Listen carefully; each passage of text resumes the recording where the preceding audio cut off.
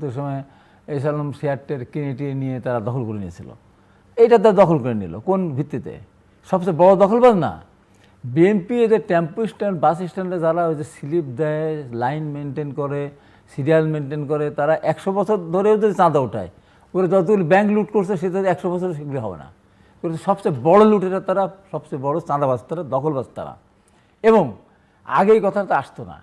আমি যখন প্রথম শুরু করলাম ওদের মিথ্যাচারের বিরুদ্ধে, নিজেরা কোরআন শরীফ অফিসে পুড়িয়ে দিয়ে আমার বিরুদ্ধে অভিযোগ নিয়ে আসলো, আমার দলের বিরুদ্ধে অভিযোগ নিয়ে আসলো, আমার দলকে সন্ত্রাসী দল বললো, আমার এতগুলো লোককে আহত করলো। বাংলাদেশের ইতিহাসে, পৃথিবীর ইতিহাসে এতগুলি মোটরসাইকেল কেউ কোনো ভাঙেনি। আমার 74টা মোটরসাইকেল ভেঙে গুঁড়িয়ে দিয়েছে, আমার অফিস ভেঙে দিয়েছে, আমার নেতাকে গুলি করেছে।